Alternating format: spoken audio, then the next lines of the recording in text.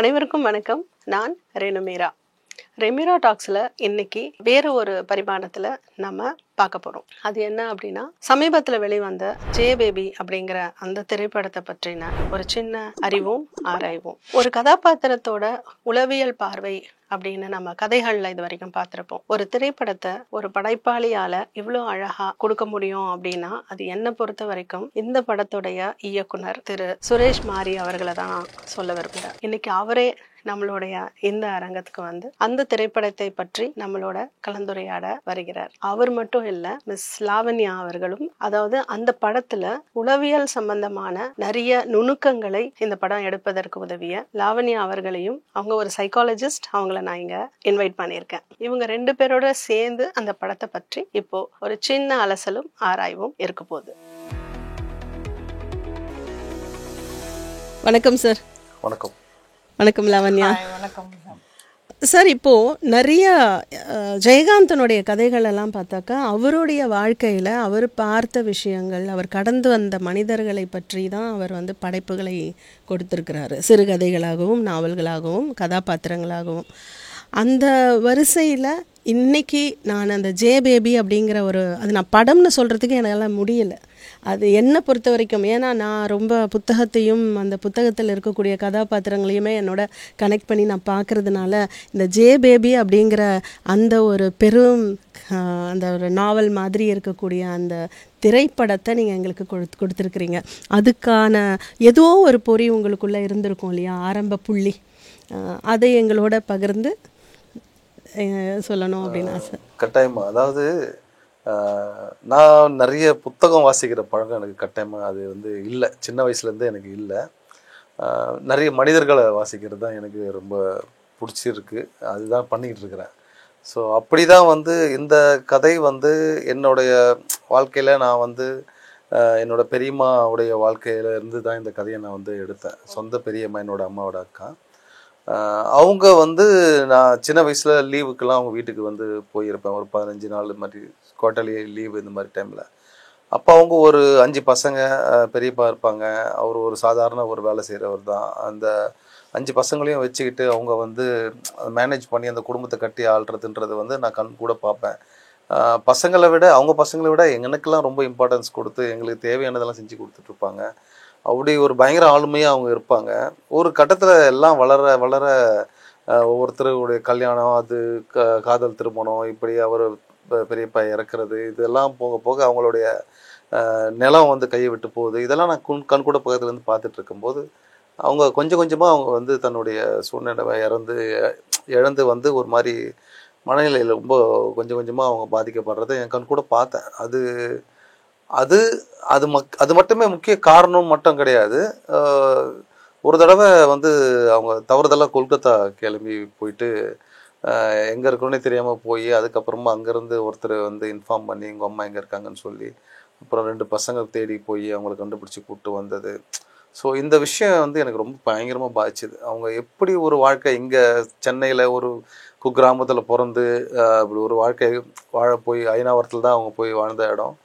So அங்கே இருந்து அவங்களுடைய வாழ்க்கை வந்து எப்படிலாம் வந்து தடம் மாதிரி ஒரு அம்மாவுக்கு இப்படி ஒரு நிலைமை ஏற்படுறதுக்கான காரணங்கள் என்ன, இது மூலக்கூறா என்ன விஷயங்கள்லாம் இருக்குது, எதெல்லாம் அவங்கள மனசை பாதிக்குச்சு, ஏன் அவங்க இந்த நிலைக்கு போனாங்க, இது எனக்கு ரொம்ப பயங்கர வருத்தமாக இருந்தது, ரொம்ப கஷ்டமாக இருந்தது. இதை பதிவு பண்ணோன்னா வந்து கட்டாயமாக வந்து ரொம்ப முக்கியமான ஒரு பதிவாக இருக்கும். மக்களுக்கு, குழந்தைங்களுக்கு, அண்ணன் தம்பிங்களுக்கு, பிள்ளைங்களுக்கு. அப்படிதான் எனக்கு இது ஒரு பெரிய உந்துதலாக இருந்தது, இந்த கதையை பண்ணணும் திரைப்படமா அப்படின்னு சொல்லிட்டு. அதுதான் முக்கிய காரணம். அருமையாக சொன்னீங்க. ஒரு விஷயம் நம்ம மனதை பாதிக்குது அப்படின்னா நம்ம வந்து அதை உடனே ஒரு பதிவு பண்ணணும்னு நீங்கள் நினச்சது ஒரு சிறப்பு. அதையும் தாண்டி இவர் வந்து அதை ஒரு திரைப்படமாக பண்ணணும்னு நினச்சது ரொம்ப பெரிய விஷயம். அவர் ஒரு வார்த்தை சொன்னார், இதன் மக்களை சென்று அடையணும் அப்படின்னு. அவர் இதை ஒரு எழுத்து வடிவில் கொடுத்துருந்தாலும் அது ஒரு சில ஒரு கூட்டத்தை சென்று அடைந்திருக்கும், நிச்சயமாக அடைந்திருக்கும்.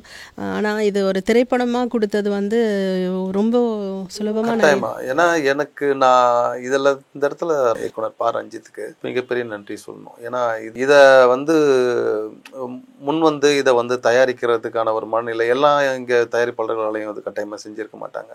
நான் இந்த கதையை எடுத்துகிட்டு எல்லாருக்கிட்டையும் போயிருந்தாலும் இது வந்து பெரிய ட்ராமாவாக இருக்குது, அது இதுன்னு ஏதோ ஒரு காரணங்கள் சொல்லி தவிர்த்துருக்கலாம். பட் ஆனால் இதை ரஞ்சித் வந்து ரொம்ப ஆத்மாத்மாக புரிஞ்சிக்கிட்டு இது முக்கியமான கதைன்னு சொல்லி நீலம் ப்ரொடக்ஷனில் இது பாலிடிக்ஸை பற்றி பேசாமல் இது ஒரு குடும்ப கதையாக வந்து முதல் படமாக வந்து ஜேவிபி அதை ஒத்திக்கிட்டு ரஞ்சித் பண்ணதுக்கு ரஞ்சித் தான் மிகப்பெரிய நன்றி சொல்லுவோம். அதுக்கு அடுத்து தான் நான் நினைக்கிறேன்.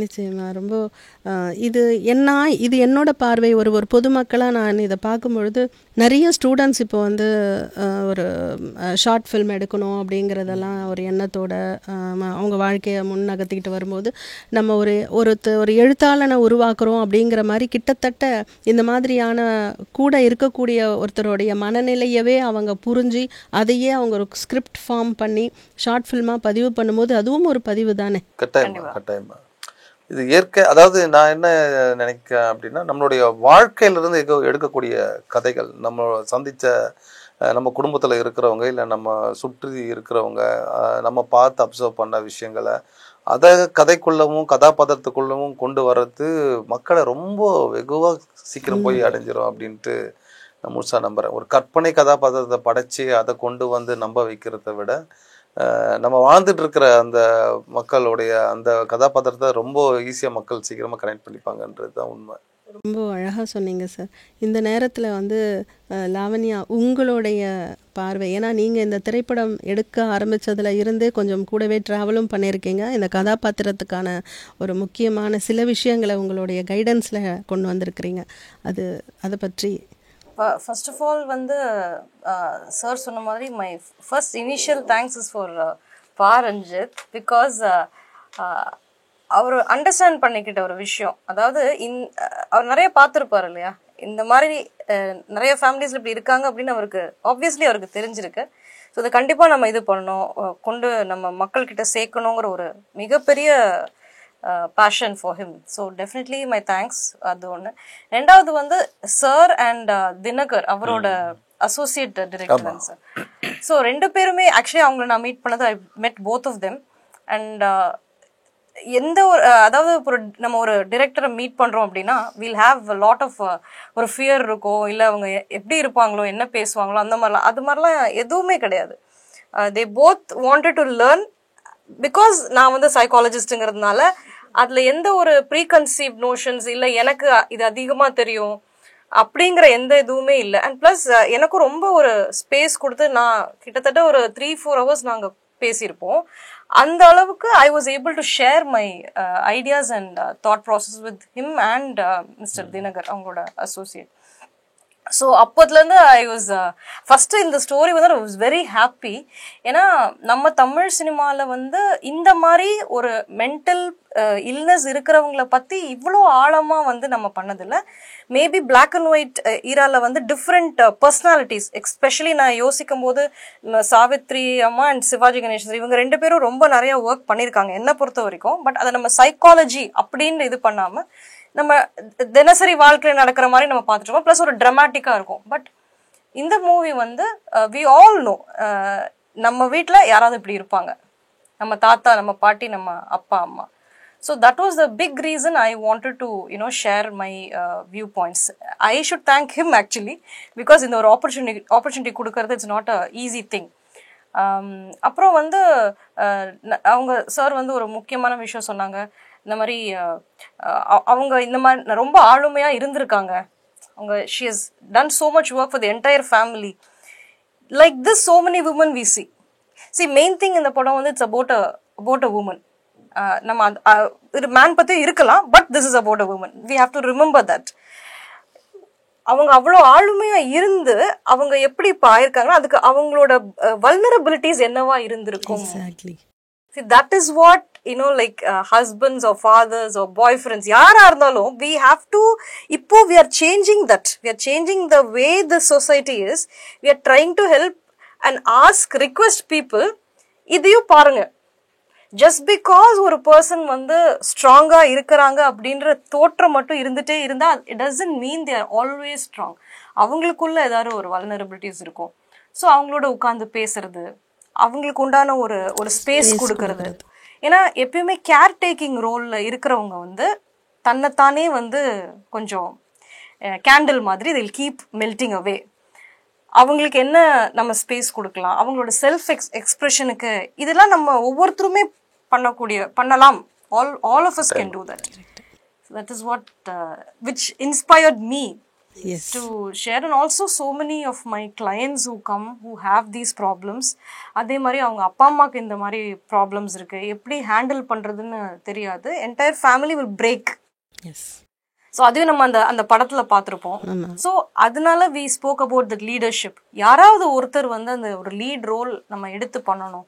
ப்ளஸ் பேட்ரியார்க்கி என்ன ரோல் ப்ளே பண்ணுது, அதுவும் ஒரு இம்பார்ட்டண்ட்டான விஷயம். மென்னுக்கு எவ்வளோ வந்து ஒரு அவங்களோட வல்னரபிலிட்டிஸை பேசுறதுக்கோ ஷேர் பண்ணுறதுக்கோ situations, because we always expect the man to be very very strong, not even shed a tear, அதுவும் இருக்குது. ஸோ இது எல்லாமே சேர்ந்து தான் ஒருத்தங்க வந்து ஒரு இல்னஸ் வருது அப்படின்னா these are the reasons. So அது நிஜமாவே எனக்கு வந்து இன்னொரு ஒரு பியூட்டிஃபுல்லான ஒரு விஷயம் நீங்கள் சொன்னீங்க.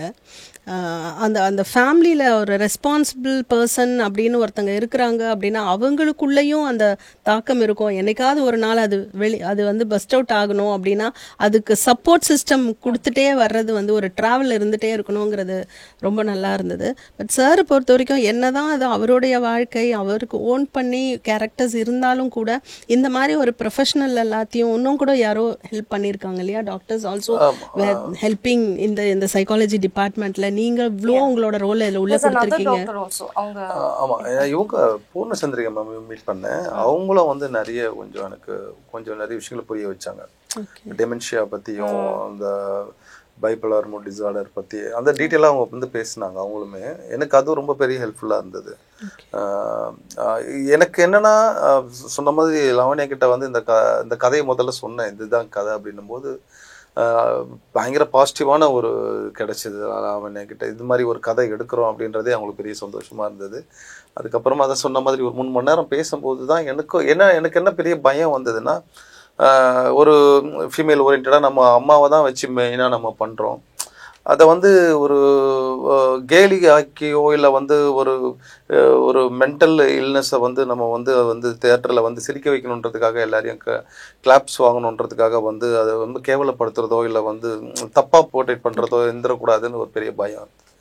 ஸோ எனக்கு வந்து அந்த கேரக்டரோட என் பெரியம்மாவோட நான் ட்ராவல் பண்ணேன். அவங்களுடைய குணாதிசயங்கள், அவங்க எப்படி நடந்துப்பாங்க, ஒரு செகண்டுக்கு அவங்களுடைய மைண்டு சேஞ்ச் ஆகிக்கிட்டே இருக்கும். அது நாங்கள் எப்படி ஹேண்டில் பண்ணுறது, பசங்க எப்படி ஹேண்டில் பண்ணுவாங்க. இப்போ எங்கள் வீட்டுக்கு ரிலேஷனாக எங்கள் பெரியம்மா திடீர்னு வராங்கன்னா அப்போது எங்கள் வீடே வந்து ஒரு மாதிரி அமைதியாகிடும். என்ன பண்ணுவாங்கன்னு தெரியாது, அவங்கள எப்படி ஹேண்டில் பண்ணணும்னு தெரியாது. பசங்க ஒரு பக்கம் அவங்க அதை ஹேண்டில் பண்ணுவானுங்க, எங்ககிட்ட திடீர்னு வந்து பேசுவாங்க, எங்கள் அம்மா கிட்ட வர மாதிரி பேசுவாங்க. ஸோ இதெல்லாம் பார்க்கும்போது வீட்டுக்கு வந்துட்டாலே கொஞ்சம் பயம் இருக்கும் உண்மையிலேயே. அப்படி ஒரு சூழ்நிலை இருக்கும். ஆனால் நம்ம ஒரு ஸ்க்ரீனில் ஒரு திரைப்படமாக அதை வந்து கொடுக்கும்போது அதே இடத்துல அவங்க வாழ்ந்த இடத்துல தான் நான் போய் ஷூட் பண்ணுறேன். ஸோ அங்கே இருக்கிறவங்களே வந்து என் காது படம் என்ன பேசுகிறாங்க அப்படின்னா, யாரை ஷூட் பண்ணுறேன், என்ன படம், என்ன கதை அப்படின்னா, இந்த பேபி அம்மான்னு ஒருத்தவங்க வந்தாங்க. ஆமாம், பைத்தியக்காரிச்சு, ஆமாம் அந்த பைத்தியத்தை ஷூட் அந்த கதையை எடுக்கிறாங்க அப்படின்ற மாதிரி என் காது படம் என் எதிரிலேயே பேசுகிறாங்க. எனக்கு ரொம்ப பயங்கர வருத்தமாக இருந்தது. அது வந்து புரிதல் இல்லைன்ற ஒரு விஷயம் இருக்குது, பொதுவான மக்கள்கிட்ட ஒரு மனநிலை இருக்குது. ஆனால் எனக்கு தெரியும் அவங்களுடைய இம்பார்ட்டன்ஸ் என்ன, பெரியம்மாவோட கேரக்டர் என்ன, இந்த உலகத்துக்கு அவங்க வந்து அவங்க பண்ணிட்டு போன விஷயம் என்னன்னு எனக்கு நல்லா தெரியும். ஸோ அது வந்து என்னை பயங்கர பெரிய தாக்கத்தை ஏற்படுத்துச்சு. நான் ஒவ்வொரு நாளும் ஷூட்டிங் போகும்போது அந்த ஏரியாவில் இருக்கும்போது ஷூட் நடக்கும்போதெல்லாம் கண் கலங்காத நாளே கிடையாது எனக்கு. ஏன்னா நான் கூடவே வாழ்ந்ததுனால ஊர்வசி அம்மா அப்படியே அந்த ரியல் கேரக்டரை சில சுச்சுவேஷனில் அப்படியே கொண்டு வந்துடுவாங்க. ஏன்னா திடீர்னு எங்கள் பெரியம்மா பார்க்குற மாதிரியே ஒரு ஃபீல் இருக்கும் எனக்கு. அப்போது என்ன அறியாமல் நானே கண் கலங்கிடுவேன். ஸோ அந்த பயம் எனக்கு வந்து கரெக்டாக அவங்கள போர்ட்ரேட் பண்ணணும், அந்த கேரக்டரை வந்து தப்பாக்கிடக்கூடாது அப்படின்னு சொல்லிட்டு லாவண்யாக்கிட்டையும் சரி, அவங்க பூர்ணச்சந்திரிகா மேம் அவங்ககிட்டையும் பேசி, ஸோ அது மேக்ஸிமம் ஸ்கிரிப்டுக்குள்ளே என்ன தேவை, எவ்வளோ இருக்கணும், எவ்வளோ சொல்லலாம், ரொம்பவும் திகட்டிடவும் கூடாது மக்களுக்கு. அப்புறமா சினிமாவையும் அதையும் வந்து எப்படி இருந்தாலும் இந்த மீடியம் வந்து பிஸ்னஸ் தானே, அதுவும் ஓடினாதான் ஏதாவது, ஆனால் அது ஓட வைக்கல, அது வேற விஷயம்.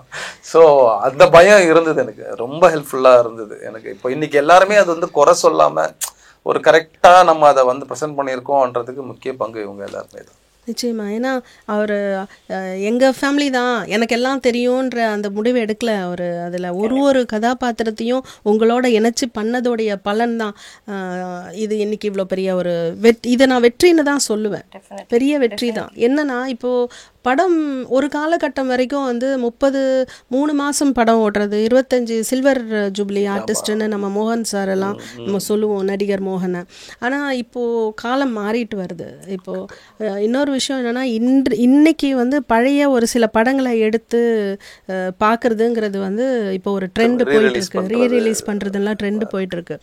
ரொம்ப இன்னைக்கு கூட நீங்கள் கொஞ்சம் இந்த நிகழ்ச்சிக்கு முன்னாடி கூட அன்பேவா படத்தை பற்றி சொன்னீங்க. அப்போது இப்போ ஒரு அது வந்து அந்த காலகட்டத்து படம். நான் சொல்றது இப்ப அன்பே சிவம், அது இப்ப திரும்பவும் அதை பற்றி நிறைய பேசுறாங்க. சைக்காலஜில வந்து அது எவ்வளவு பெரிய விஷயங்கள் எல்லாம் அதுல இருக்குங்கிறத தேடி தேடி உள்ள போறாங்க. அப்போ சில படங்களை இன்றும் நம்ம வந்து அதை லைவா வச்சுட்டு இருக்கிறோம். அப்படி என்றுமே வந்து அது அழிவே இல்லை இந்த ஜே பேபி படத்துக்கு. ஒரு கொஞ்சம் ஏர்லியான he is more advanced than us, mass.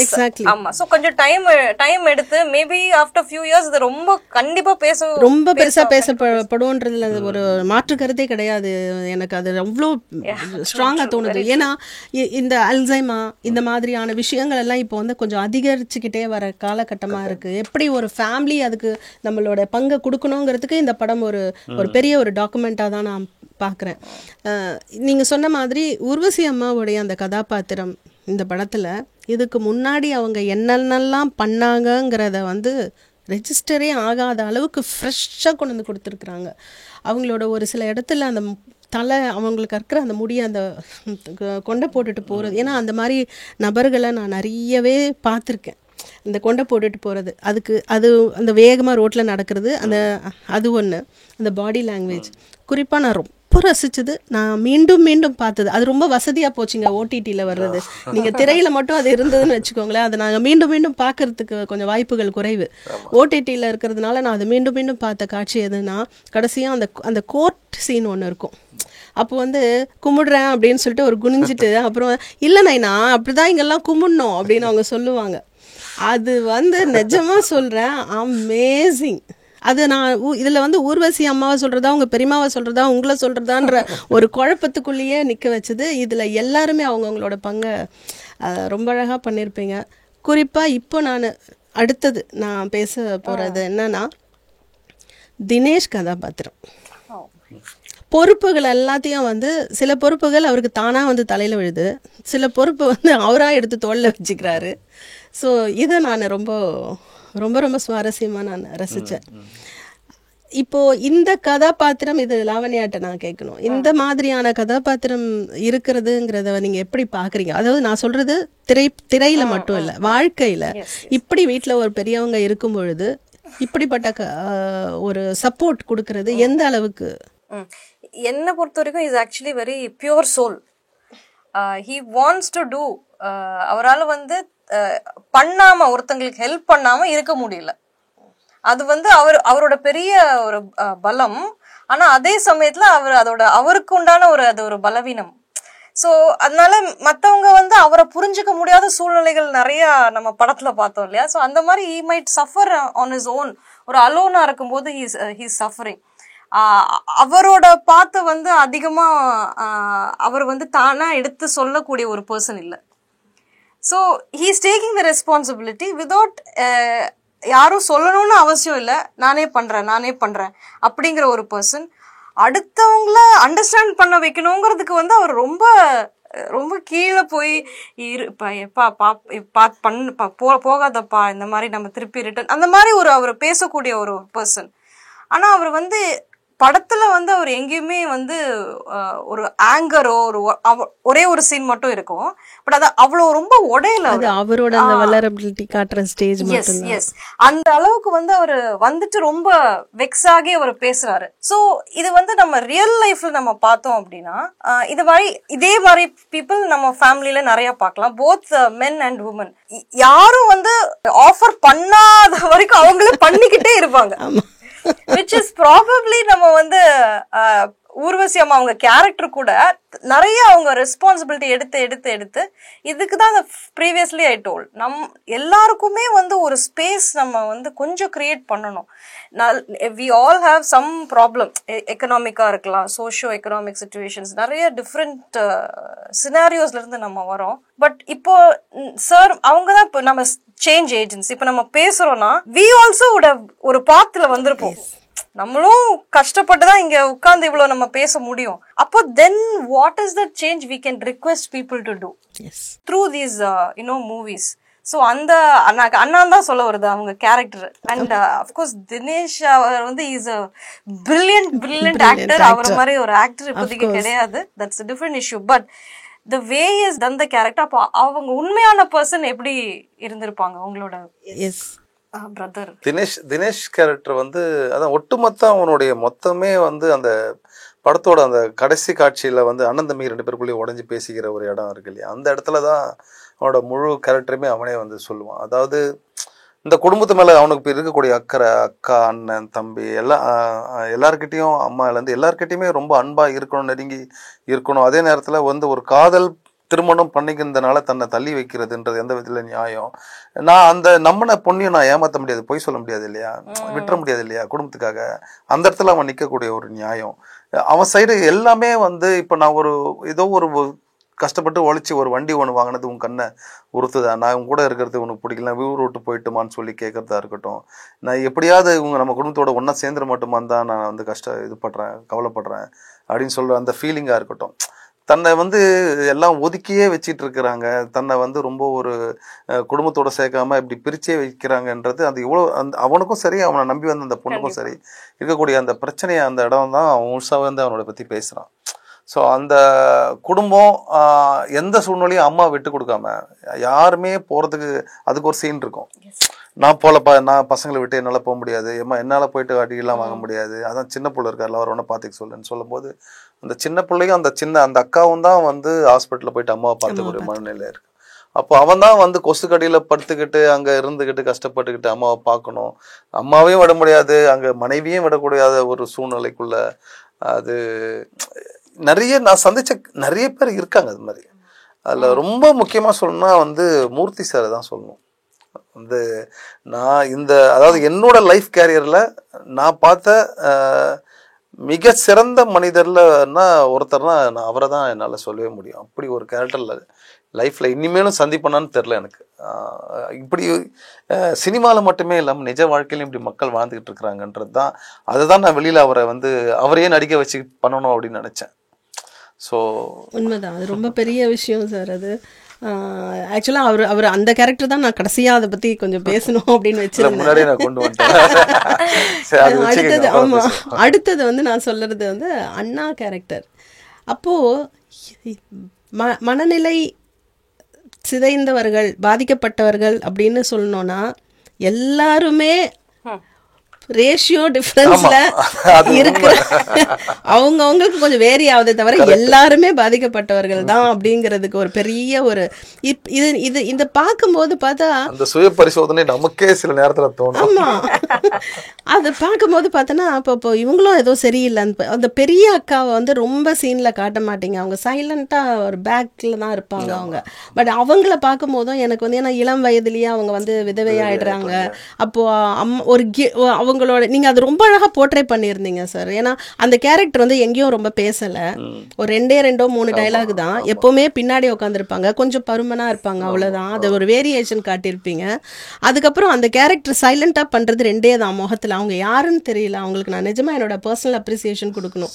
ஒரு கில்ட் அவங்க ஃபேஸில் செய்ய முடியலையேன்னு இயலாமையும் இருக்கும், எங்கடா நம்மளை வந்து உள்ளே இழுத்து விட்டுருவாங்களோங்கிற ஒரு இதையும் காட்டியிருப்பாங்க. பியூட்டிஃபுல்லாக போர்ட்ரே ஆயிருக்கும். யூஸ்வலாக அது கதைகளில் வரும்போது அது வரும், அப்படி ஒரு சைலண்ட் கதாபாத்திரம் வரும், அது மாதிரி இருந்தது. அதுக்கப்புறம் அண்ணா கேரக்டர் வந்து அவருக்கு என்னம்மா பிரச்சனை உங்ககிட்ட தான் கேட்கணும். அவர் என்ன பொறுத்த வரைக்கும் அவரு சில பேர் என்ன கவனிக்கவே இல்ல, நீங்க அவருக்கு மட்டும் தான் இம்பார்ட்டன்ஸ் கொடுக்குறீங்க. இல்ல அவர் நினைச்சிட்டு இருக்கலாம், எனக்கு அட்டென்ஷன் கொடுக்கலன்ட்டு ஒரு விஷயம் நினைச்சிட்டு இருந்திருக்கலாம் இல்லையா. அதான் அவருக்கு வந்து எனக்கு இப்போ கொஞ்சம் patience, is a wonderful person. Yes ஆனா அவ்வளோ ஒரு அண்டர்ஸ்டாண்டிங் மிஸ் அண்டர்ஸ்டாண்டிங் உள்ள வச்சுட்டு புதைச்சுக்கிட்டு அவரால வெளிப்படுத்த ரொம்ப வெரி இன்ட்ரெஸ்டிங் கேரக்டர். வண்டியில உட்காரும் போது ஒட்டாம உட்காந்துட்டு வருவாரு பாருங்க.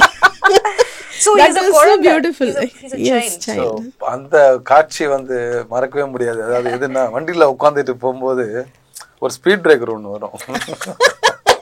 அது நான் ரொம்ப ரசிச்சு, நான் உண்மையிலேயே ஒரு 2 காதலர்களுக்குள்ள இருக்கக்கூடிய ஒரு காட்சியா தான் நான் வந்து பதிவு பண்ணணும்னு நினைச்சேன். அதாவது தன்னை அறியாம போய் அவன் மேல மோதி திரும்பி பின்னாடி வர்றது இருக்கு இல்லையா, அதுக்கு தினேஷ் வந்து லைட்டா ஒரு சிரிப்பான், டச் பண்ணிட்டாரு அப்படின்ட்டு. அவனுக்கு அதுதான் அண்ணன் நெருங்கணும் கிட்ட, நம்ம கிட்ட வரணும் அப்படின்றதான் வந்து தினேஷோட மனநிலையாவே இருக்கும். இந்த அண்ணன் வந்து என்னன்னா சுயம் அவருக்கு வந்து ஒவ்வொரு இரவுமே வந்து அவர் எழுந்து உட்காந்து பெண்ணாத்திக்கிட்டே இருப்பார். கிட்டத்தட்ட அவருமே ஒரு சொல்லப்போனா வந்து ஒரு மனநிலையில பாதிப்பு உள்ள ஒரு ஆள் தான் அந்த கேரக்டருமே. நான் அப்படிதான் அதை பார்க்குறேன். ஏன்னா அவருக்கு வந்து இந்த வட்டிக்கு விடுற வட்டி காசு கொடுக்க தண்டல் வாங்குறது, இதெல்லாம் போயிட்டு வட்டி கட்டி உழைச்சி வட்டி கட்டி இந்த மாதிரி பண்றது, இதெல்லாம் அவனுக்கு நிறைய காசை விவர உழைக்கிற படத்தெல்லாம் பிடிங்கிட்டு இருக்க மாதிரி அவருடைய அந்த புலம்பல்ல சொல்லுவாரு.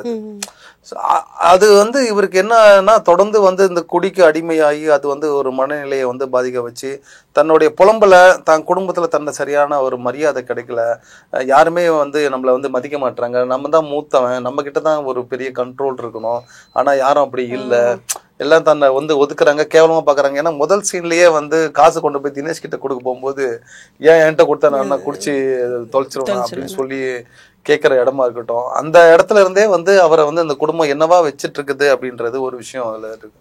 ஸோ அவர் வந்து தன்னுடைய இயலாமைய, தன்னுடைய என்ன சொல்றது, தன்னை யாரும் மதிக்கலன்றத எல்லா காட்சியிலையும் வந்து அந்த வெறுப்பு உணர்ச்சியா உமிழ்ந்துகிட்டே இருப்பாரு அவரு தினேஷ் கிட்ட. அப்படிதான் அந்த கேரக்டரை நான் வந்து உண்மையாக வடிவமைச்சது அந்த அதுதான் உண்மை.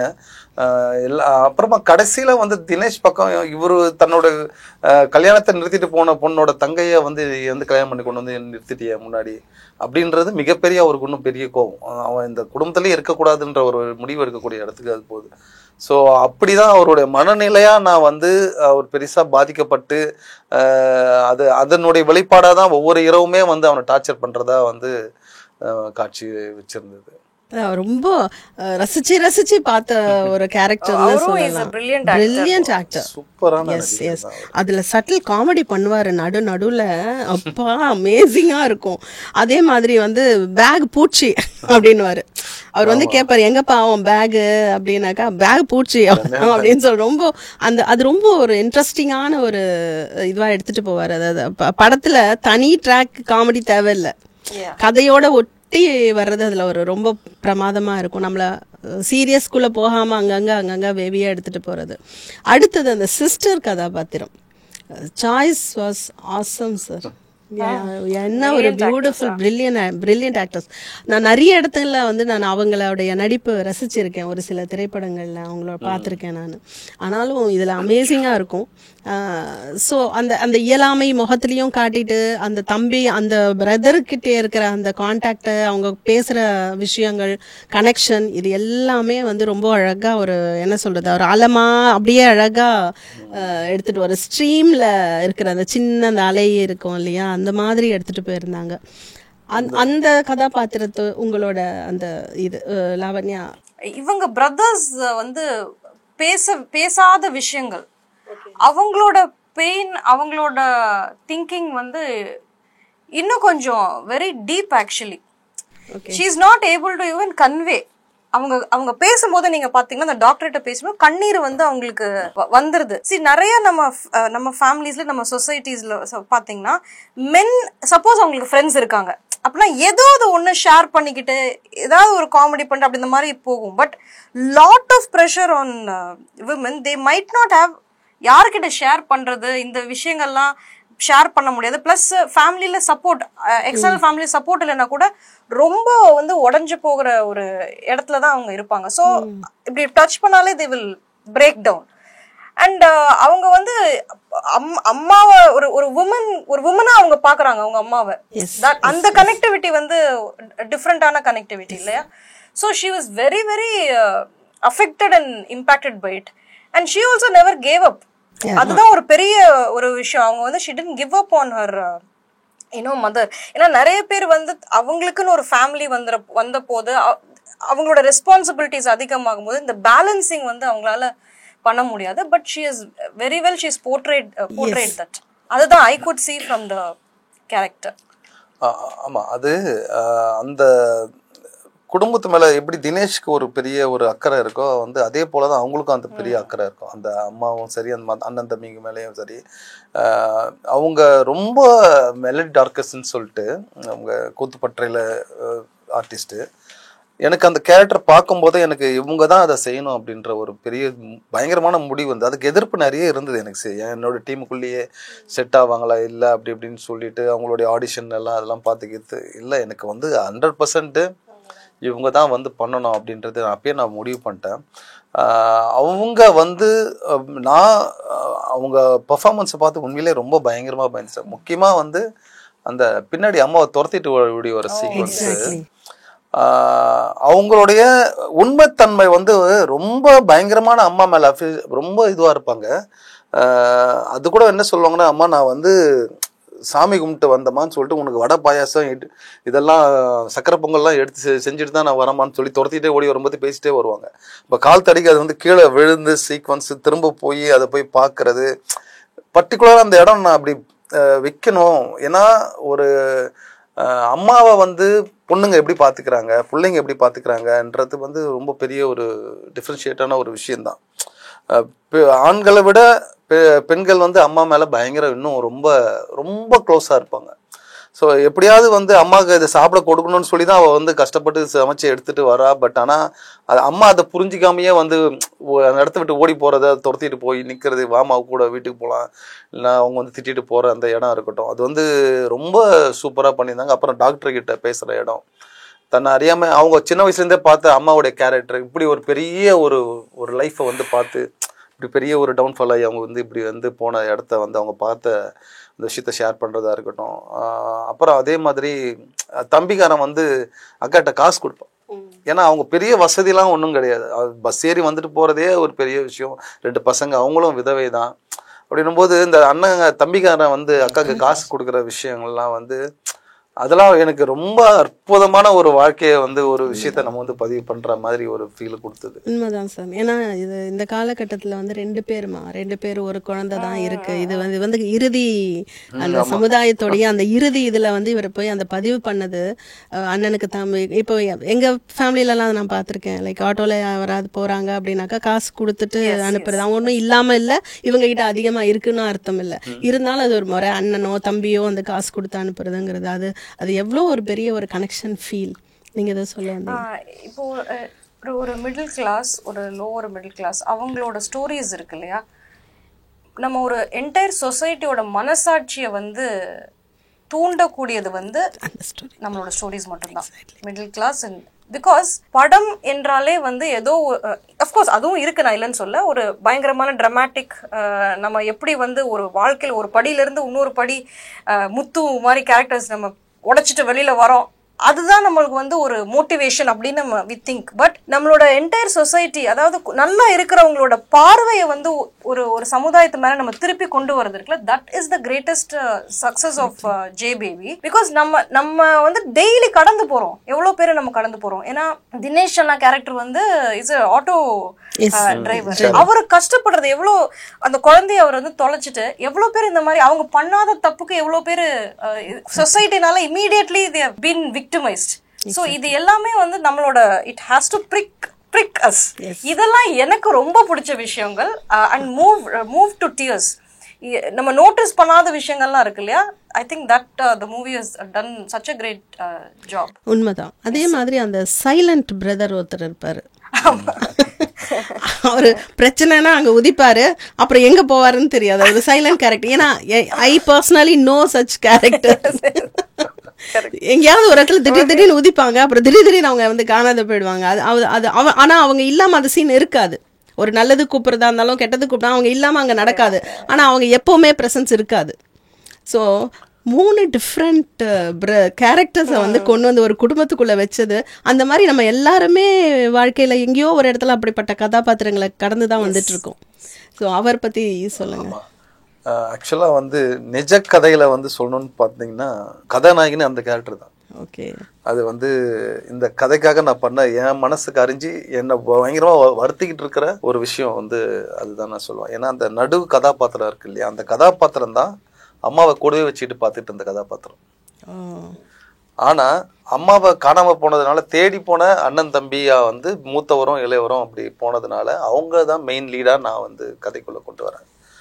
ஆனால் அம்மா கூடயே வச்சுக்கிட்டு எல்லா கஷ்டங்களையும் அனுபவிச்சு எல்லாம் சுற்றி நடக்கிற எல்லா பிரச்சனைகளையும் ஃபேஸ் பண்ணக்கூடிய ஒரே கேரக்டர் அந்த கேரக்டர் தான். இப்போ அதுதான் வந்து அந்த டீ கடை கூட அடிச்சு உடைச்சதுக்கு அவங்க வீட்டிலேருந்து தான் கிளம்பி போயிருப்பான். அதுக்கப்புறம் ஒரு சீன் இருந்தது, அந்த கடைக்காரன் வந்து வீட்டான சண்டை போட்டு இவன் போய் அதை வந்து சால்வ் பண்ணுற மாதிரியான சீன்லாம் இருக்கும். ஸோ இது எல்லா பிரச்சனையும் ஸ்ட்ரைட்டாக ஃபேஸ் பண்ணுறது இந்த கேரக்டர் தான். ஸோ நிஜ வாழ்க்கையிலேயே நான் சொல்கிறது. ஆனால் அதை என்னால் வந்து ஒரு சினிமா இது ஒரு இந்த கன்செப்ட் பண்ணுறதுக்கு அதை என்னால் கொண்டு வந்து புகுத்த முடியல அதை. ஏன்னா கதை வந்து அந்த ஓட்டம் வந்து வேற மாதிரி பிரிஞ்சு போகிற ஒரு சூழ்நிலைக்கு மாறுறதுனால இந்த 2 கதாபாத்திரத்தை தான் நான் மெயினாகவே நான் வந்து ஃபோக்கஸ் பண்ண வேண்டிய சூழ்நிலை இருந்தது. அவ்வளோ ஒரு அற்புதமான கதாபாத்திரம் அந்த கதாபாத்திரம். அம்மா காணாமல் போயிட்டாங்கன்னா ஒரே ஒரு ஷாட் தான், காருக்குள்ளே உட்காந்து இந்த பாடல் நடுவில் வந்து ஒரு இடத்துல வந்து அழற இடம் இருக்கும். அந்த ஒரு இடமே வந்து என்னை பயங்கரமாக கண்கலங்க வச்சுது அந்த இடம். அந்த கதாபாத்திரம் வந்து அதுக்குமே இந்த குடும்பத்து மேலே ஒரு பெரிய அக்கறை இருக்குது. எல்லாரு கூடமே அண்ணன் தம்பிங்க எல்லாருமே ஒன்றா இருக்கணும், அப்படியே அம்மா விட்டு வந்துடாதன்னு சொல்கிற அளவுக்கு அந்த கேரக்டர் இருக்கும். எல்லா ஃபங்க்ஷன்லேயும் கலந்துக்கணும், எல்லாரும் ஒன்றா இருக்கணுன்ற நினைக்கக்கூடிய கேரக்டர் தான். ஆனால் சந்தர்ப்ப சூழ்நிலைகள், தன்னுடைய குடும்பம், வேலை, பிள்ளைங்க, மனைவி, இப்படி எல்லாம் இப்போ எல்லாம் சேர்ந்ததுன்னா ஏதாவது ஒரு பிரச்சனை, ஒன்று மனைவி ஒத்துழைக்கணும், இல்லை சூழ்நிலை, இல்லை வேலை, இது மாதிரி இப்படி ஒரு கேரக்டர் அம்மாவை வச்சுக்கிட்டு பார்க்கறதுன்றது மிகப்பெரிய விஷயம் எனக்கு தெரிஞ்சு. ஸோ அது ரொம்ப முக்கியமான கேரக்டர் அந்த கேரக்டர். உண்மைதான். ஏன்னா வீட்டில் அம்மா சாப்பாடு எடுத்து எல்லாருக்கும் தானம் பண்ணிடுவாங்க. அவங்க ஒய்ஃப் வந்து திட்டுவாங்க அவங்கள, அந்த காலையில் எல்லாத்தையும் ஆக்கி வச்சுட்டு போகிறேன், அவங்க அம்மா வந்து எல்லாத்தையும் எடுத்து கொடுத்துருச்சுன்னு. அதுக்கப்புறம் அந்த சாவிங்களை எடுத்துகிட்டு வர்றது, அது எடுத்துட்டு அது இவருக்கு ஒரு ஃப்ரெண்டு இருப்பார். இந்த இதுலேயே வந்து 2 காமெடி கேரக்டராக தான் நான் பார்த்தேன். ஒன்று பெரிய அண்ணா, ஒன்று வந்து இந்த ஃப்ரெண்டு. அவர் வேறு எப்போவுமே தண்ணிலேயே மிதந்துட்டு இருப்பாரு. ஸோ அவர் அந்த சாவி எடுத்து கொடுக்கறது வந்து அவ்வளோ பியூட்டிஃபுல்லாக இருக்கும். அந்த இது லெட்டர்ஸ் எடுத்துட்டு வந்துடுறது, வச்சிடுறது, தொடர்ந்து நிறைய பிரச்சனை ஃபேஸ் பண்ணக்கூடிய அந்த இடத்துல வந்து. ஏன்னா அந்த முக்கியமான சிலருடைய லெட்டர் இருக்கலாம், அதை கொண்டு போய் இவன் திரும்பி போய் வைப்பான், அந்த இடத்துல வைப்பான். இந்த மாதிரி பூட்டு கொண்டு வந்துட்டு அந்த சாவியெல்லாம் வந்து என்ன பண்றதுன்னு தெரியாம அது போய் அந்த பிரச்சனைகள் தொடர்ந்து இவங்களுக்கு வீட்டு பக்கத்துலேயே வீட்லேயே வச்சுக்கிறதுனால திடீர்னு ஒரு ரோட்டில் போகிற ஒரு பிச்சைக்காரனை கூப்பிட்டு வந்து சாப்பாடு இருக்கிறதெல்லாம் இது போட்டுட்டு இவங்க வரும்போது இவங்களுக்கு சாப்பாடு இருக்காது, எந்த சூழ்நிலை வரோம் வீட்டுக்கு, அப்போ சாப்பாடு எல்லாம் எவ்வளோ கஷ்டமாக இருக்கும்ன்ற அந்த சூழ்நிலைகள், இதெல்லாம் வந்து நேரடியாக ஃபேஸ் பண்ணுறது அந்த கேரக்டர் தான். அது அந்த மோந்திரத்தை கொண்டு போய் அவங்க தானம் பண்ணிடுவாங்க, எடுத்து கொடுக்கறது, இதெல்லாம் வந்து நிச்சயமாக அது ஏதோ ஒரு இடத்துல உங்கள் ஆழ் மனசில் பதிவான விஷயங்கள் தான் வந்து இங்கே போற்றே ஆயிருக்குங்கிறது புரிஞ்சுக்க முடிஞ்சது. ஒன்றும் இல்லை, எங்கள் வீட்டுக்கு வந்ததுனாலே இப்போ எங்கள் அம்மா கிட்ட வந்து என்ன பண்ணுவாங்க, ஒரு காசு கொடுமா அப்படி எங்கள் அம்மாட்ட கேட்டாங்கன்னா எங்கள் அம்மா என்ன பண்ணுவாங்க, ஒரு 200 ரூபாய் காசு கொடுத்தாங்கன்னா வாங்கி இடுப்பில் தான் சொருவிப்பாங்க. சொருவிட்டு அப்படியே வாசல் நடந்து போய்வாங்க. எங்கள் அம்மா வீட்டுக்கு வந்து எங்கள் அம்மாவோட ஏதாவது புது படம் வந்து எடுத்து கட்டிப்பாங்க. கட்டிட்டு செருப்பு இருந்தால் வேற செருப்பு இருந்தால் எங்கள் அம்மா செருப்பு போட்டு போயிடுவாங்க.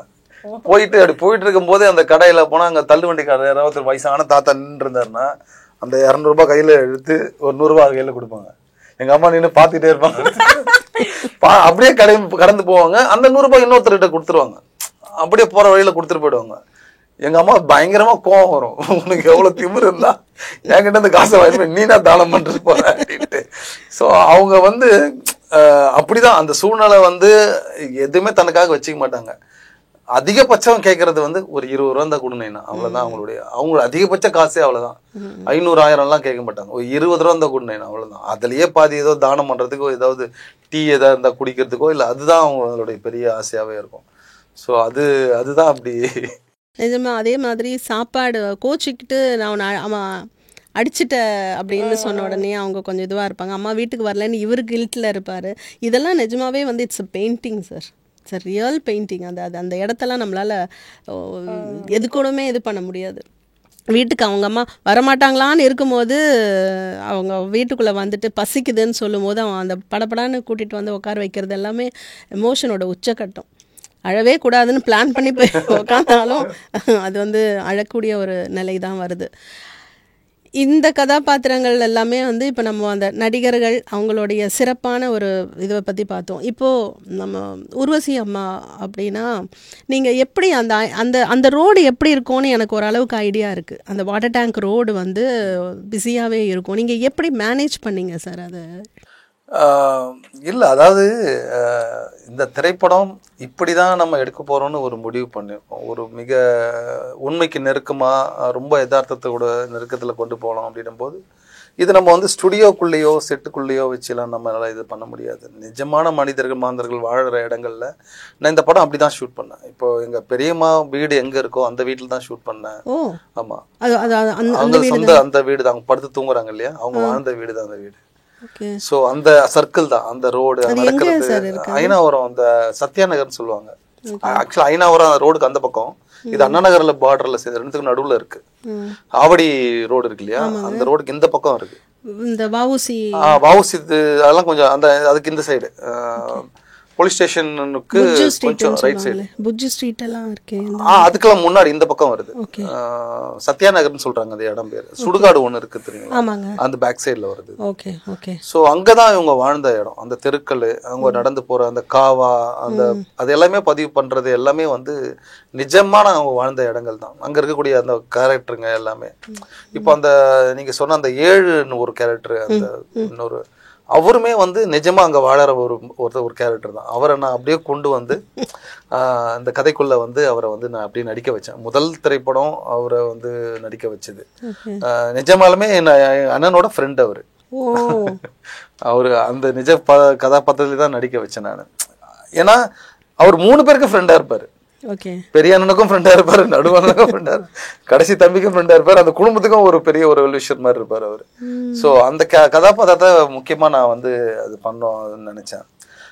ஊர்வசியமா அதான் அந்த இடத்துலயே இருக்கக்கூடிய நிஜம். அந்த ரோடு வந்து 2 மணி நேரம் எனக்கு வந்து ஒரு பர்மிஷன் கொடுத்து அந்த ஷூட்டிங் பண்ணோம் அப்படின்னு சொல்லும்போது, மதியான டைம்ல அந்த ரோட்ல, ஏன்னா டபுள் டேங்க்கு, அந்த ஜியாகிரபி, அந்த ஏரியா வந்து இங்கதான் கதை நடக்குதுன்றத நம்ம வந்து இப்போ கீழ்பக்கம் ஹாஸ்பிட்டலோட பேக் காம்பவுண்ட், அது அந்த டேங்க் பார்க்கும்போது எல்லாருக்கும் தெரிஞ்சிடும் அந்த ரோடு தான். அப்போ அம்மா அங்க தப்பிச்சு வெளியே ஓடி வராங்கன்னா அப்போ அங்கதான் நம்ம இருக்கணும் அப்படின்றது தான்.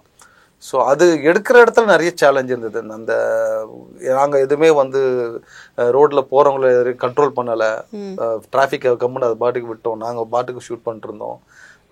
எதுவும் பெருசாக தவறல் தான் நடக்கலை. எல்லாமே ரொம்ப எங்களுக்கு ஒரு நல்ல திரைப்படம் உருவாகிறதுக்கு அது சுற்றி தான் எல்லாமே அமைச்சுக்கோன்னு சொல்லி நிறைய பெரியவங்க வந்து எல்லாரும் பேச நான் கேள்விப்பட்டிருக்கிறேன். அப்படிதான் இந்த படத்துக்கு அது நடந்ததுன்னு நினைக்கிறேன்.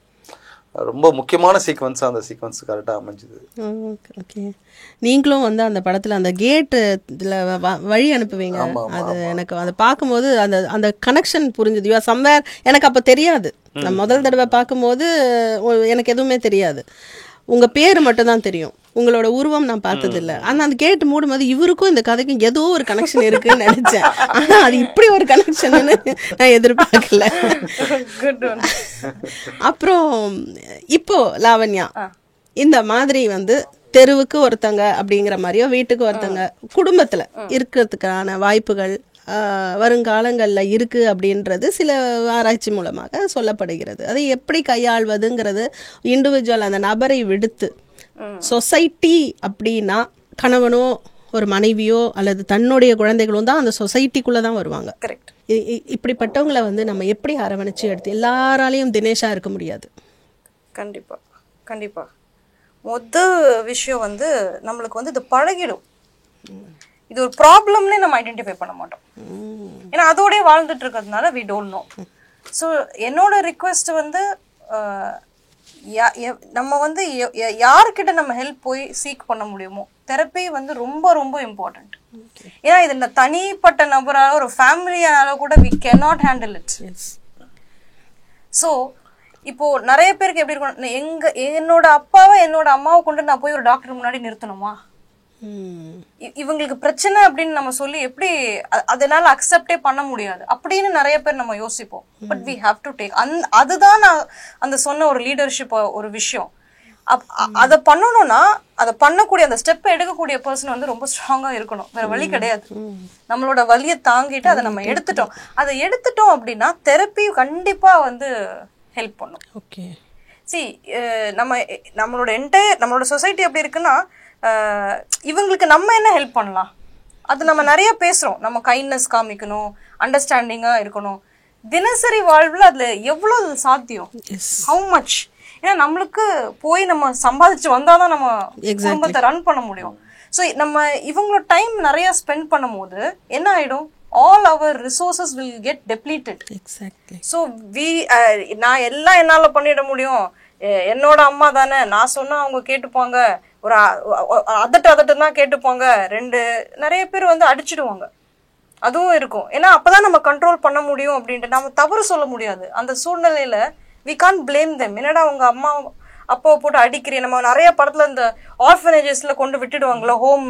இப்ப நம்ம இந்த படத்தோட கண் பார்வையில பாருங்க, எவ்வளவு பேரு முடியாம கொண்டு போய் சேர்த்திருப்பாங்கிற ஒரு விஷயமும் இருக்கு. சும்மா நம்ம எடுத்த உடனே யாரையுமே பழி சொல்ல முடியாது.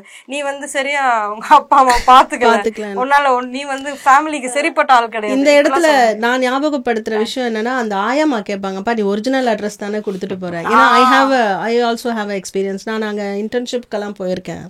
அங்க நிறைய பேர் வந்து என்னன்னே தெரியாது, நம்மளை யாரு கொண்டு வந்து விட்டாங்கன்னு தெரியாது. இப்போ ஓரளவுக்கு அவங்களால மேனேஜ் பண்ண முடியும், எங்க போகணும்னு தெரியாது அங்க உள்ள இருக்கிறவங்க. அந்த ஆயம்மா கேட்கும் போது எவ்வளோ ஒரு பெயின்ஃபுல்லான ஒரு விஷயம். பண்ணி நிஜமான அவனுக்கு அது சர்ப்ரைசிங்கா இருக்கும் அவங்க கேட்கறது. தினேஷ் பதில் சொல்லும் போது பாத்தீங்கன்னா ரொம்ப சர்ப்ரைசிங்கா சொல்லுவாரு, இல்லம்மா ஏன் கேட்குறேன், அங்க அட்ரஸ் தான் அப்படின்னு. இல்லப்பா இங்க நிறைய பேர் அப்படி விட்டுட்டு போயிடுவாங்க, பொய் அட்ரஸ் கொடுத்துட்டு போயிடுவாங்க அப்படின்னு. ஸோ சார் வந்து அவங்க கதையை வந்து பதிவு பண்ணிட்டாங்க. பட் இதோட நிறைய பார்ட்ஸ் இருக்கு, நம்ம எடுத்துக்க வேண்டிய பார்ட்ஸ். ஒன்று therapy, the importance of therapy. இது நான் எங்கே போனாலும் கீப் ஆன் டெல்லிங் திஸ். அது வந்து கஷ்டமான ப்ராசஸாக இருந்தாலும் we have to do it. இன்னொன்று வந்து மெடிக்கேஷன். இப்போது ஊர்வசி அம்மா கேரக்டருக்கு இருக்கிற ப்ராப்ளம் வந்து கொஞ்சம் சீரியஸான விஷயம்.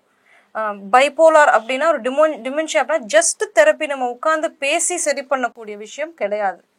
இது நம்ம வந்து அந்த டாக்டர் அவங்க சொல்லியிருப்பாங்க, மெடிக்கேஷன் வந்து ரொம்ப இம்பார்ட்டண்ட். இப்போ நம்ம இப்போ நிறைய ஸ்ட்ரைட்ஸ் நம்ம பண்ணிட்டு இருக்கோம். ஸ்கார்ஃப் அப்படிங்கிற ஒரு அவங்க தானே நம்மளோட முன்னாடி பேனல் டிஸ்கஷன் பண்ணது, ஆர்கனைஸ் பண்ணது. They are pioneers in that ஸ்கீசோஃப்ரெனியா பத்தி. அது வேற ப்ராப்ளம். பட் இது மாதிரி ஹாஸ்பிட்டல்ஸ் நம்மளுக்கு யாருக்கிட்ட கொண்டு போய் காட்ட முடியுமோ கண்டிப்பா காமிக்கணும். எந்த அளவுக்கு நம்மளுக்கு உடம்புல பிரச்சனை இருந்து நம்ம டாக்டர்கிட்ட போவோமோ அதே மாதிரி. ஆமா, ஏன்னா இப்போ வந்து நம்ம ஒரு ஹீலிங் சிச்சுவேஷன்ல இருக்கோம். இந்த சொசைட்டி முன்னாடி நடந்த ஒரு ஒரு என்டையர் சமுதாயம் வந்து ஒரு ஆப்ரேஷன்ல நிறைய பேரை வச்சிருக்கோம் இல்லையா, இதோட வெளிப்பாடுகள் தான் இது. நம்மளோட ட்ராமா வந்து it's a culmination of past traumas and past atrocities. நிறைய இருக்கு, history is there. Okay, so now we are in a position where we have to set it right. Yes. So then it becomes a responsibility for each person. So உங்க ஃப்ரெண்டோட அப்பா அம்மா please நீங்க டாக்டர்கிட்ட கூட்டிட்டு போங்க அப்படிங்கிற ஒரு சின்ன அட்வைஸ் அது என்டையர் இதை மாத்திடும். ஒரு medicine can really give relief. So this is something we have to keep telling and requesting our exactly. கண்டிப்பா. இப்போ லக்கிலி இந்த ஃபேமிலிக்கு வந்து உங்க குடும்பம் பெரிய குடும்பம், 5 குழந்தைகள், நீங்கெல்லாம் கசின்ஸ் எல்லாம் வேற சப்போர்ட்டுக்கு இருக்கீங்க. லக்கிலி அந்த அம்மாவுக்கு அங்க மூர்த்தின்னு ஒரு ஏஞ்சல் கிடைச்சிருக்காரு. எல்லாருக்கும் இது சாத்தியம் இல்லை. இப்போ இருக்கிற காலகட்டத்தில் வந்து ஒரு குடும்பத்துக்கு 2 குழந்தைகள் தான் இருக்கிறாங்க. அப்போது இன்னும் அந்த அந்த ரெஸ்பான்சிபிலிட்டி வந்து இன்னும் அதிகமாக தான் பிரிக்கப்படும். ஒரு 2 குழந்தைங்க actually better. I feel that's much better situation. Okay, ஏன்னா the more the people, இதுதான் சரி இதுதான் தப்புன்னு நான் சொல்ல வரல. பட் இந்த சிச்சுவேஷன்ல நம்ம சமுதாயம் வளர்ச்சி நம்ம எந்த பாயிண்ட்ல இருக்கோங்கிறதுல பார்த்தா 2 people is better. How நீங்க உடையறதே வந்து எல்லா விஷயங்களையும் சுமந்ததுனாலதான் நம்ம உடையறோம். ஓகே, திரும்ப we can't பணம் எக்கச்சக்கமா இருந்துச்சுன்னா நம்ம 5 குழந்தைங்க பெத்துக்கலாம், 6 குழந்தைங்க பெத்துக்கலாம், பிரச்சனை கிடையாது இல்லையா. ஏதோ ஒரு காலகட்டத்துல நம்மளுக்கு ரிசோர்சஸ் அபண்டன்ஸா இருந்திருக்கு. அதனாலதான் நம்ம கம்யூனிட்டியா நிறைய பேர் பெத்து வளர்த்துட்டு இருந்தோம். பட் அதுக்கு வந்து இல்லைன்னா என்ன பண்றது? ரொம்ப ரொம்ப ரொம்ப கஷ்டம். நம்ம அந்த சுச்சுவேஷனில் இல்லாத வரைக்கும் நம்ம பார்த்து அழகாக சொல்லிடலாம். என்ன இந்த யாருமே வந்து இப்போ 2க்கு மேலே பெற்றுக்க மாட்றாங்க, ஒரு குழந்தைக்கு மேலே பெற்றுக்க மாட்றாங்க அப்படின்னா இப்போ நம்ம ரியலைஸ் பண்ணுறோம் நம்ம ப்ரீவியஸ் ஜென்ரேஷன் சஃபர் ஆன விஷயங்கள் நம்ம சஃபர் ஆக கூடாதுன்னு. It doesn't mean we are selfish, but அதோட ஒரு செல்ஃபிஷ்னஸ் வருது, இல்லைன்னு நான் சொல்லலை. But it takes time. இந்த சொசைட்டி கொஞ்சம் மாறதுக்கு it takes lot of, especially நம்ம சொசைட்டி மாதிரி where there are so many issues, it takes time for us to. இப்போ வீட்டுக்கு 2 குழந்தைங்களா இருக்காங்கன்னும் போது அந்த பேரண்ட்ஸுக்கு இப்படி ஒரு நிலை வரும்பொழுது ஒரு டிசிஷன் வந்து குயிக் டிசிஷன் எடுக்க முடியும்னு எல்லாருக்கிட்டையும் கலந்து பேசணுன்றது கூட கிடையாது. நம்ம we can take a quick decision. Okay, if you are taking responsibility, go to a doctor. You want me to take it? Okay, I'll take her to the doctor ன்ற மாதிரி அது சீக்கிரமா முடிவாயிடும்ங்கிறது சொல்ல வரேன். யா, ஸோ அவங்களே வந்து நிறைய பாரத்தை சுமக்க வேண்டாம். ஏன் நம்ம வந்து ஒருத்தவங்க பாரம் சுமந்தாதான் அவங்களோட ஒர்த் அப்படின்னு நம்ம எதுக்கு அவ்வளோ கொண்டு நம்ம ஒருத்தவங்க மேல வைக்க வேண்டாம். எப்படியா இருந்தாலுமே லைஃப் இஸ் பர்டன் தான். அதுக்குள்ளேயும் நம்ம போட்டு திணிக்க. இப்போ அடுத்தது வந்து எனக்கு பிக்சரைசேஷன் நீங்க பண்ணது, ஏன்னா இந்த மாதிரி மூவிஸ் எல்லாம் எப்பவுமே என்ன ஆகும்னா நீங்க வந்து அம்மா யாரோ கதையை எடுத்து பண்ணலை, உங்கள் குடும்பங்கிறதுனால அம்மா அந்த கேரக்டரு முள் மேலே நடக்கிற மாதிரி இப்படியும் போயிடாமல் அப்படியும் போயிடாமல் அதை பார்க்கணும். அதுக்கப்புறமா பிரதர்ஸ் எல்லாம் யாரும் நீங்கள் இந்த முகத்தை பார்க்க முடியாத ஆட்கள் கிடையாது, அதனால் அவங்களையும் நீங்கள் வந்து பேலன்ஸ் பண்ணணும். அந்த மனைவி கதாபாத்திரங்களெல்லாம் கிட்டத்தட்ட உங்களுக்கும் அண்ணிங்க மாதிரி, இல்லைன்னா தம்பி சம்சாரம் மாதிரி. அவங்களெல்லாம் நீங்கள் தப்பாக போர்ட்ரே பண்ணிட்டாலும் நாளைக்கு அவங்க ஃபேஸ் பார்க்க முடியாது. இப்படி நீங்கள் வந்து கேர்ஃபுல்லாக நடக்கிறது, இவ்வளோத்தையும் இழுத்துக்கிட்டு வேற நடக்கணும். இந்த நடையில் நீங்கள் நடந்தது எனக்கு எங்கே பிடிச்சதுன்னா, அந்த கேமரா ஆங்கிள் நீங்கள் வச்சது எங்கெல்லாம் நீங்கள் வந்து அந்த ஏரியாவோட சேர்த்து இவங்களை சில நேரங்களில் வந்து இவங்களை வந்து பெருசாக போர்ட்ரே பண்ணியிருப்பீங்க. லைக் கேமராவை கீழே வச்சுட்டு இவங்க நடந்து போகிறது, அதே மாதிரி அவங்கள பின்னாடி ஓடி போய் அம்மா அம்மான்னு கூப்பிட்டுட்டு போகிற சீனில் கூட அவங்க கடைசியாக போகும்போது கொஞ்சம் கேமரா கீழே இருக்கும். அது சம்வாட் ஐ ஃபெல்ட் லைக் அது அவங்களுடைய கேரக்டர் வந்து அந்த உயர்த்தி காட்டும் போது எஸ்பி முத்துராமன் ஐயா இதை அடிக்கடி சொல்லுவார். வில்லன் சாதாரணமாக இப்போ அவர் நீங்கள் இப்படி உட்காந்துருக்கீங்கன்னா அவரோட எங்கேயா ட்ராவல் பண்ணும்போது எதிர்க்க ஃபோட்டோ தான், நீ என்ன வில்லனாக காட்டணும்னு பார்க்குறியா அப்படின்வார். ஏன்னா அதுக்கு ஒரு கேமரா ஆங்கிள் இருக்குது, ஒரு முறை இருக்குதுன்னு சொல்லுவார் அவர். இப்படி காட்டினா வில்லன், இப்படி காட்டினா வந்து ஹீரோ, இப்படி காட்டினா. ஸோ அதெல்லாம் நீங்கள் மனசில் வச்சுட்டு பண்ணீங்களா, இல்லைனா இது இப்படி இருந்தால் நல்லாயிருக்கும் அப்படின்னு தோணுச்சா? இல்லை, அந்த ஒரு காட்சிக்கு என்ன தேவைப்படுது அப்படின்றது தான், அந்த காட்சியோட தன்மை என்ன அப்படின்றது தான் ரொம்ப முக்கியம். இப்போ அம்மா வந்து அந்த ஹாஸ்பிட்டல் விட்டு வெளியில் ஓடுறாங்க, பின்னாடி அந்த பொண்ணு வரா அப்படின்னும் போது அது ஓடுறத நம்ம பிடிக்கணும். அதை ஓடுறத பிடிக்கிறதுன்றது கூடவே ட்ராவல் பண்ணால் தான் நம்மளால் அதை பிடிக்க முடியும். அதே போல் வந்து அவங்க போய் மடக்கி பிடிச்சி நிறுத்துனதுக்கப்புறமா அது ஒரே சீனாக நம்ம வந்து கன்வெர்ட் பண்ணுறோம். சிங்கிள் ஷாட்டில் நான் வந்து அதை பிளான் பண்ணுறோம். அப்போ தான் வந்து அந்த அம்மாவுடைய ரியாக்ஷன்ஸு, பசங்க ரியாக்ஷன்ஸு, அந்த டைலாக் கரெக்டாக பேசும்போது கவுண்டர் பேசுறது, அப்போ அப்படி பண்ணும்போது ரொம்ப யதார்த்தத்துக்குள்ள ரொம்ப நெருக்கமாக நம்மளால் போகவே முடியும். அது கட் பண்ணி போகும்போது அது வந்து ஒரு பெரிய ட்ராமா தன்மை ஏற்படுத்தும் கட்டாயமாக. ஸோ அதுக்காக நம்ம அந்த காட்சிக்கு தேவைப்படியான ஷார்ட்ஸ் தான் நம்ம வந்து வைக்கிறது. அது லோங்கலாக வச்சாலும் சரி, அந்த அம்மா உயரமாக காட்டுறதா இருக்கட்டும், அந்த காட்சிக்கு நம்மளுக்கு தேவைப்படுது, அவங்க உயர்ந்து நிற்கிறாங்க அப்படின்றதுக்கு தன்மை தான் அது. அந்த இது அதே போல் அந்த ஹாஸ்பிட்டல்லையும் அந்த அம்மா வீட்டுக்கு போகணும்னு சொல்லிட்டு ஒரு சிங்கிள் ஷாட்டு ஒன்று வருவாங்க. நான் கிளம்புறேன், நான் எதுக்கு மேலே நான் இருக்கணும், நான் நல்லா தான் இருக்கிறேன், நான் எங்கே இருக்கணும், நான் போய் இப்போ தீபாவளி பசங்களோட போய் நான் பட்டாசு வெடிக்கணும், ஸ்வீட்டு கொடுக்கணும் அப்படின்னு சொல்லிட்டு அந்த ஒரு சிங்கிள் ஷாட்டு தினேஷை பிடிச்சி வெளியே தள்ளி நிற்க வைக்கிற ஷாட்டு. அந்த ஷாட்டுமே வந்து சிங்கிள் ஷாட்டாக ஏன் பிளான் பண்ணோம் அப்படின்னா, அது அவ்வளோ கேரக்டர் உள்ளுக்குள்ளே வருது, அவ்வளோ கேரக்டர் வந்து அதை வந்து ஒரே டைமில் வந்து அவங்கள தடுக்கிறது, தினேஷ் வெளியே பிடிச்சி இழுக்கிறது, அந்த இடத்துல அந்த மாதிரி டைலாக் பேசி முடிக்கணும். ஸோ இது சிங்கிள் ஷாட்டு தான் அப்படின்னு பிளான் பண்ணும் போது இந்த காட்சி இப்படி பண்ணாதான் ரசிக்கிற மாதிரி இருக்கும் தேட்டரில். இல்லை அதை வந்து ரொம்ப நம்ம கட் பண்ணி ட்ராமாத்தனமாக போனால் அது வந்து ஒர்க் ஆகாது அப்படின்றது தான். அந்த காட்சியோட தன்மை என்ன தேவைப்படுது அப்படின்றத நம்ம மனிதர்களை பார்த்து நிறைய நம்ம வாழ்ந்த அந்த வாழ்க்கை இருக்கு இல்லையா, அந்த வாழ்க்கை தான் என்ன அப்படி பண்ண வச்சுதுன்னு நான் நினைக்கிறேன் நான். ஸோ அதோட வெளிப்பாடு தான் அது, அந்த மாதிரி காட்சிகள் எடுக்கிறது. இது ரொம்ப ஒரு திருப்தியாக ரொம்ப நிறைவாக இருந்தது எனக்கு இவர் இப்போ சொன்னது. ஏன்னா ஒரு படம் வந்து முழுமை அடையிறது வந்து அந்த காட்சி அமைத்தலில் தானே இருக்குது. ஸோ அது இங்கெல்லாம் அமைச்சிட்டிங்க சார், ஐநாவரம்லாம். நீங்கள் எப்படி சார் கல்கத்தாவில் போய் காட்சி அமைச்சிங்க அப்படிங்கிறது ஒன்று எனக்கு. கல்கத்தா பெரிய சவாலாக தான் இருந்தது. ஏன்னா வந்து அங்கே புரியாத இடம், அறியாத மனிதர்கள், பாஷை, இது. ஆனால் எனக்கு இந்த கதை இங்கே ஆரம்பிச்சதுலேருந்தே எனக்கு ஏதோ ஒன்று அது என்ன பண்ணிகிட்டே தான் இருந்தது. இது நடக்கும், எப்படி நடக்கும்னு தெரியாது, ஆனால் நடக்கும் அப்படின்ற ஒரு பெரிய ஒரு தன்னம்பிக்கை எனக்கு பெருசாக இருந்தது. அங்கேயே வந்து நிறைய கேண்டிடாக கேமரா வச்சு அந்த ரயில்வே ஸ்டேஷனில் இருந்து இவங்களை அந்த அந்த கூட்டத்துக்குள்ளே அவங்க 2 பேரையும் விட்டு அந்த கூட்டத்துக்குள்ளே நடக்க வச்சு அவங்க எடுத்த இடங்கள் எல்லாமே ரொம்ப லைவான லொகேஷன்ஸ். இங்க எப்படி நம்ம பண்ணமோ அதே மாதிரி அந்த அம்மாவோட டிராவல் கிரவுடட் பிளேஸ் வேற. ஆமா, பயங்கர கிரவுடட் பிளேஸ். அந்த டைம்ல வந்து அப்பதான் கொரோனா வேற முடிஞ்ச கட்டம் வேற. அப்ப நிறைய பேர் மாஸ்க் போட்டு தான் இருந்தாங்க. எல்லாரையும் இப்போ நம்ம மாஸ்க்கை ரிமூவ் பண்ணுங்கலாம் சொல்ல முடியாது, நான் சினிமா எடுக்கிறேன் அப்படின்னு சொல்லிட்டு. அது தேவையில்லை, யதார்த்தம்ன்றது யதார்த்தம் தானே. அது இருந்தது அப்படியே போட்டோம் அப்படின்னு சொல்லிட்டு தான் அப்படியே இருந்து ஷூட் பண்ணோம். அந்த டைம்ல அந்த லொகேஷன்ஸ் எல்லாமே வந்து இந்த அம்மா போய் நான் போனதில்லை. அந்த அம்மா கல்கட்டாவில் போய் இறங்கியிருக்காங்க, அங்கே தவறுதலாக ஒரு பஸ் ஏறி இருக்காங்க, அது பராக்பூர் போய் இறங்கியிருக்கு, அங்கே போய் சுற்றி இருக்கிறாங்க. அப்படி சுற்றும் போது ஏதோ ஒரு ஹோட்டலில் பிரச்சனை பண்ணியிருக்காங்க. அதை வந்து ஒரு போலீஸ்காரன் பிடிச்சி யார் இவங்கன்னு சொல்லிட்டு இவங்க பேசுகிற பாஷை புரியாமல் இது நடந்திருக்குது இல்லையா. நான் அதை தான் இவங்க 2 பசங்களோட தன்மையில் அதனால நான் ட்ராவல் நான் போகிறேன். போய் இவங்க அதே போல் அங்கே இவங்களும் ரொம்ப புதுசு, என்ன எதுன்னே தெரியாது, பாஷை தெரியாது, ஊர் தெரியாது. போய் அங்கே போய் இறங்குறாங்க. அவர் மூர்த்தி சார் கைட் பண்ணுறாரு, அங்கேருந்து பஸ்ஸை பிடிச்சி பராக்பூர் வாங்கன்ட்டு. அதே மாதிரி இவங்க தெரிஞ்சே அந்த பஸ்ஸை பிடிச்சி பராக்பூர் போய் இறங்குறாங்க. அதுக்கப்புறமா அவரும் வந்து டேக் அப் பண்ணி அங்கே கூப்பிட்டு போய் அவர் தங்க வைக்கிற இடம், அம்மா இங்கே தான் இருந்தாங்க, இந்த ஹோமில் தான் இருந்தாங்க, இந்த ஸ்டேஷனில் தான் இருந்தாங்க அப்படின்னு சொல்லி அந்த காட்டுற இடங்கள் எல்லாமே அவர் மூர்த்தி சார் தான். அந்த லொக்கேஷன்ஸ் எல்லாம் வந்து எல்லாத்துக்குமே கூட இருந்து அவர் தான் வந்து எல்லாம் பண்ணார்.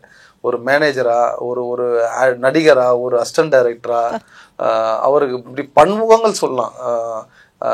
அங்க இருந்த அந்த பெங்காலி நடிகர்கள் இருக்காங்க இல்லையா, அவங்கள தேர்வு பண்ணது கூட வந்து எனக்கு பெரிய சப்போர்ட்டா இருந்தார் கூட. அதே மாதிரி அந்த ஒரு பெண், ஒரு பிரெக்னென்ட் லேடி இருக்கும், அமேசிங் சார். அவங்க சான்ஸே இல்லை. ஏன்னா ஒரு நிஜமாவே அந்த மாதிரி ஒரு சூழல்ல ஒரு பெண் எப்படி இருப்பாங்களோ, கடைசியா இந்த அம்மா வேற பானிபூரி சாப்பிடுன்னு சொல்லி கொடுக்கும்போது வேற வழி இல்லாம அவங்க அதை சாப்பிடுறது, இது வந்து நடிச்ச மாதிரியே தெரியல எங்கேயுமே. இல்ல, உண்மையிலேயே ரொம்ப சிறப்பா பண்ணாங்க பெங்காலி ஆர்டிஸ்ட் அவங்க எல்லாம். அங்க போய் நாங்க வந்து நடிகர்களை கூப்பிட்டு ஆடிஷன் பண்ணி அதுல தேர்வு பண்ணி அந்த ஹோம், அந்த வார்டனா இருக்கட்டும் லேடி, அப்புறம் இன்ஸ்பெக்டர், அப்புறமா அந்த போலீஸ் பிரெக்னெண்டா இருக்க பொண்ணு, அதுக்கப்புறமா வந்து ஜட்ஜு நடிச்சாங்களா சார், இவங்க எல்லாருமே வந்து ரொம்ப என்ன சொல்றது, ரொம்ப யதார்த்தத்தை வந்து பிரதிபலிச்சாங்க. எனக்கு அது ரொம்ப பெரிய சந்தோஷமா இருந்தது. ஏன்னா அவ்வளோ ஈஸியாக நடந்துட முடியுமா? ஏன்னா நம்மளுக்கு பெங்காலி தெரியாது, ஹிந்தி தெரியாது, பட் அவங்கள வந்து கரெக்டான டைலாக் பேசுகிறாங்களா, கரெக்டான உச்சரிப்பு கரெக்டாக இருக்கா,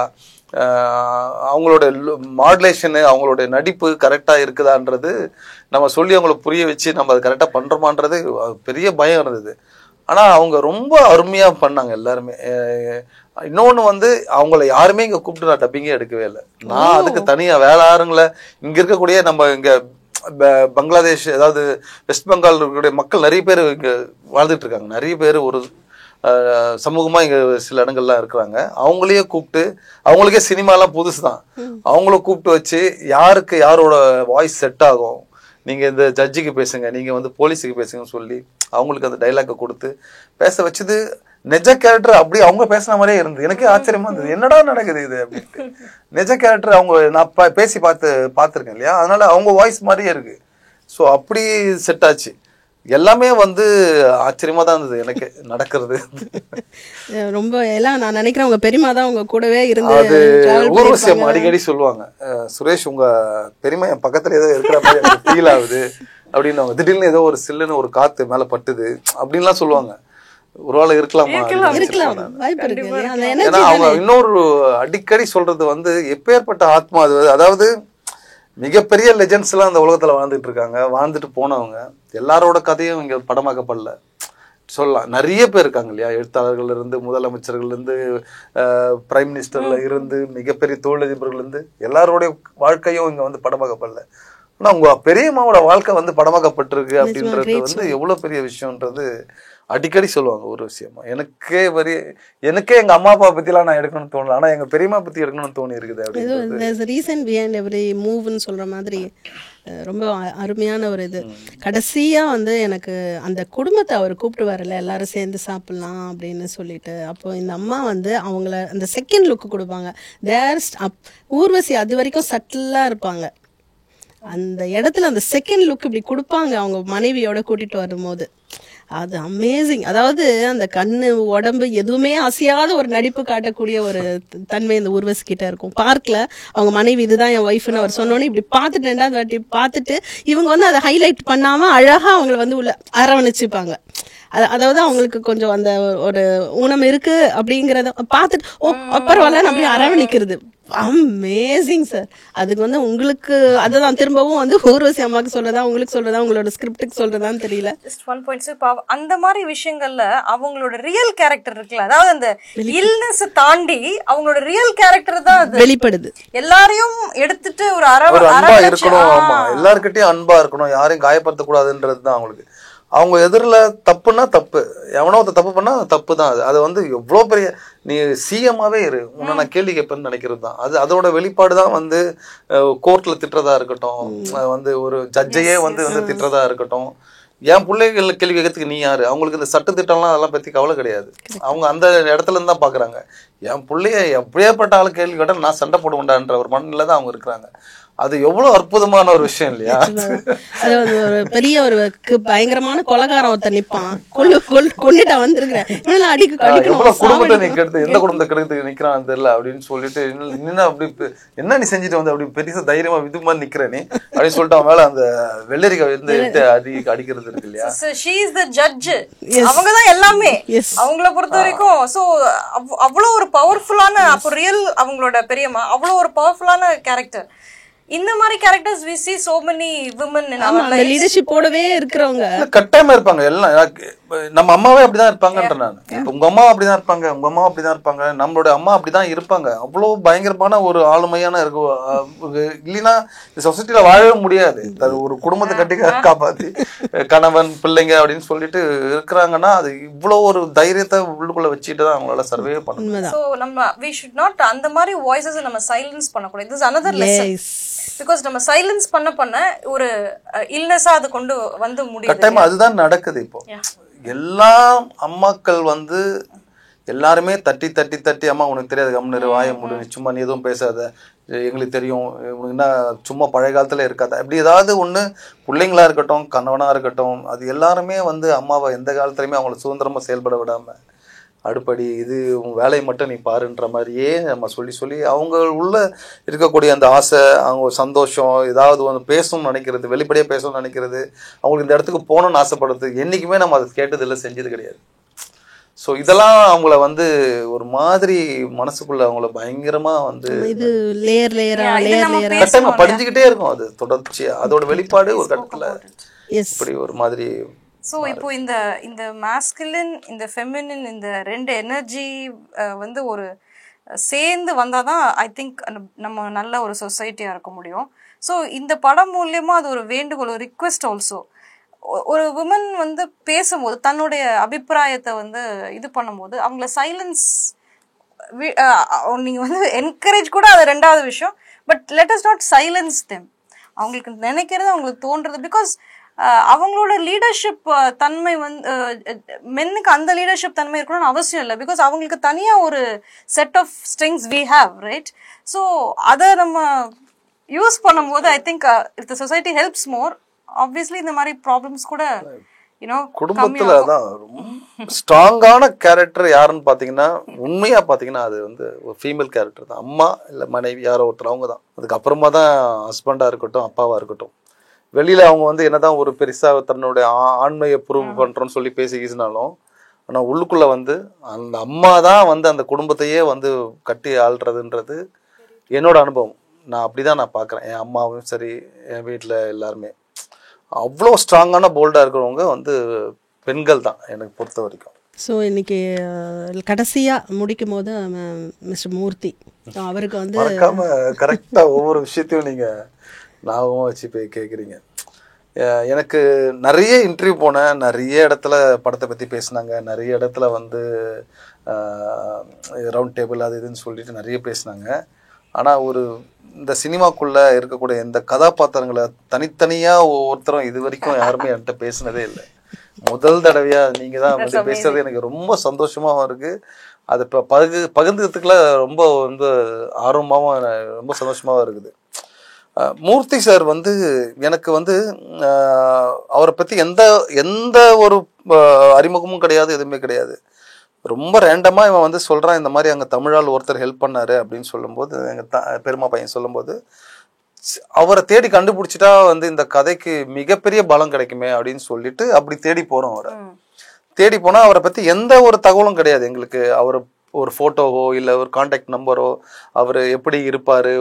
ஏன்னா இவன் பார்த்தது கிட்டத்தட்ட 8 வருஷம் ஆயிடுச்சு.